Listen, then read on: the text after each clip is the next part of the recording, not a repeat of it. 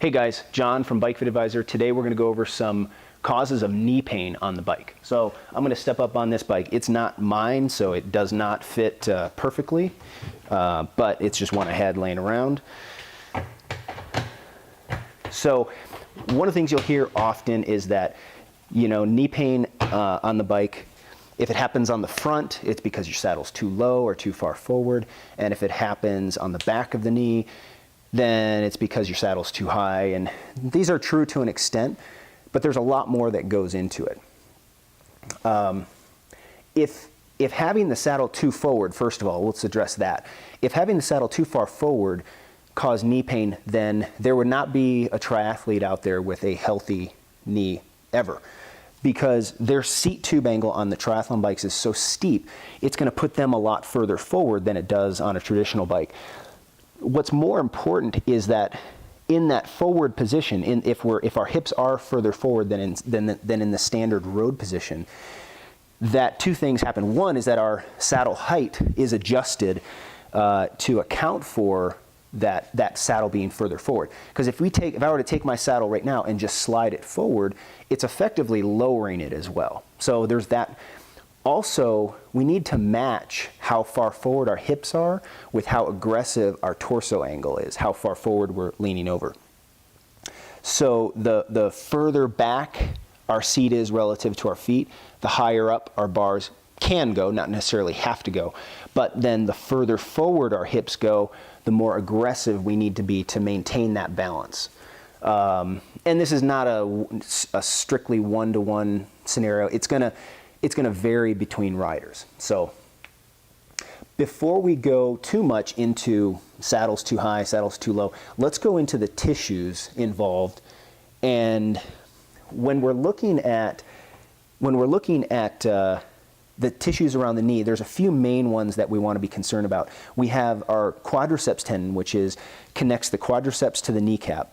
And it's a tendon above the knee. Now below the kneecap, we have the patellar tendon. It attaches the patella to the tibia. Those two are common areas of discomfort. Underneath the patella, there's some cartilage that can get irritated as well. And that's a really common area of knee discomfort. You often hear it called chondromalacia is a diagnosis for it, but we just call it subpatellar knee pain. But there's also, on the outside of the knee, one of the common areas is the IT band. And then, of course, we have the back of the knee where it can be hamstrings. But it can also be the gastroc, which is this upper calf muscle that attaches above the knee. So both those areas are possible. What's important to know is that and even when you go in for a bike fit, you'll have a lot of tension. Attention is paid to how straight is the knee at the bottom of the pedal stroke. And this is an important metric because it helps us figure out the correct saddle height. But in regards to front of the knee pain, especially, this measurement doesn't really matter to us that much. What's much more important is how bent does the knee get at the top of the pedal stroke? Because up here is when we start to put power to the pedals. And if we're putting power to the pedals at the time when the knee is bent its most, that's going to put a lot of stress through the tissues. It's going to actually pull on the tissues, but it's also going to provide some compression. It's going to compress this kneecap into its femoral groove. And so it's going to put excessive pressure on the underside of that kneecap as well, and into that cartilage that we talked about. So when you're having front of the knee pain, one of the areas we really need to look at is not is the knee too straight or is it too bent at the bottom of the pedal stroke, but is it too bent at the top of the pedal stroke here? And that's why there's not an unknown, but it is often not addressed, and it has to do with crank length. So many people come in with their cranks that are too long relative to their mechanics or to their body size. Because again, we don't care what the knee extension is at the bottom of the pedal stroke, because it doesn't matter how long or how short our crank arms are. We can always achieve the right knee extension at the bottom of the pedal stroke. We can always make that adjustment through the saddle. What's more important and what we're limited to is are we preventing enough knee flexion? So we don't want to bend the knee too much at the top of the pedal stroke. And that's where crank length really comes into play, because if those cranks are too long, it's going to bend that knee further.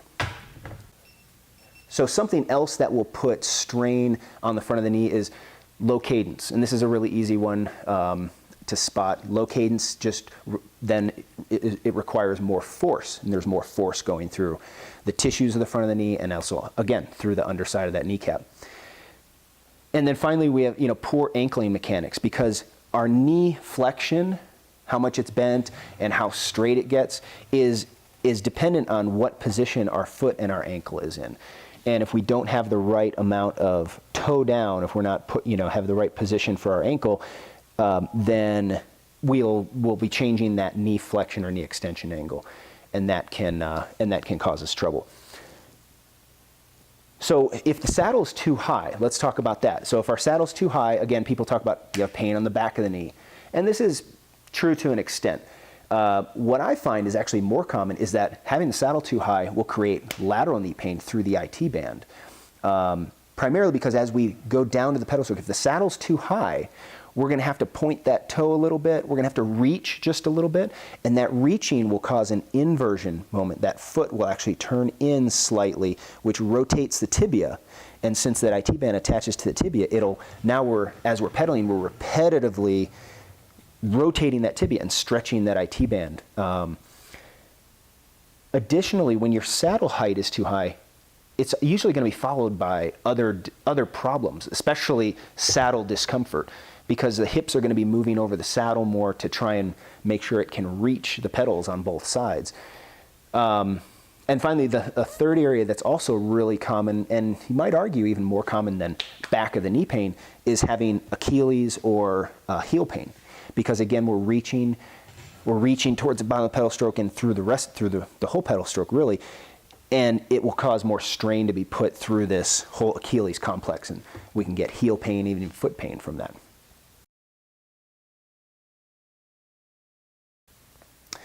So medial and lateral pain can also be a bit more tricky, because the knee can take a very different path on different riders. I've recorded thousands in my years of doing bike fittings that are where the knee motion, if you're looking at it from the front, it looks like a parentheses. It kind of goes down and in, out to the side, and then up and in, and some that look like a figure eight, some that move straight up and down, some that angle in, some that angle out, some that descend perfectly straight and then have a little tail at the end where they twist in. So there are tons of different motions, and the biggest thing to take away from this is those motions aren't coming from here. It's usually coming from at least in the hips, but it can be coming from much further away. It can come from the spine, it can come from the shoulder position, it can come from the hand position for that matter.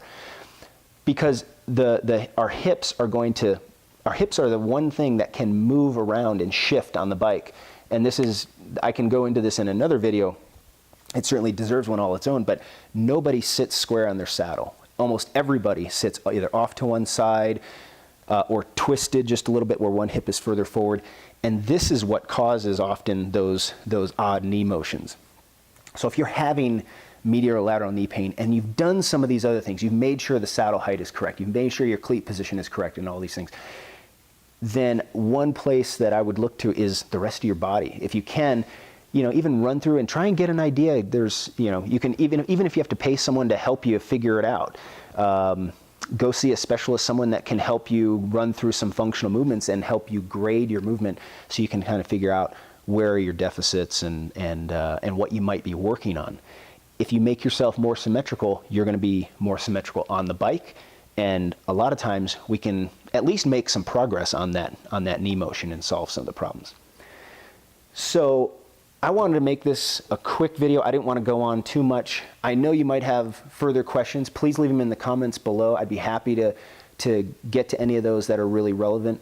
I get my best ideas for articles and videos from you guys. So yeah, please leave them there.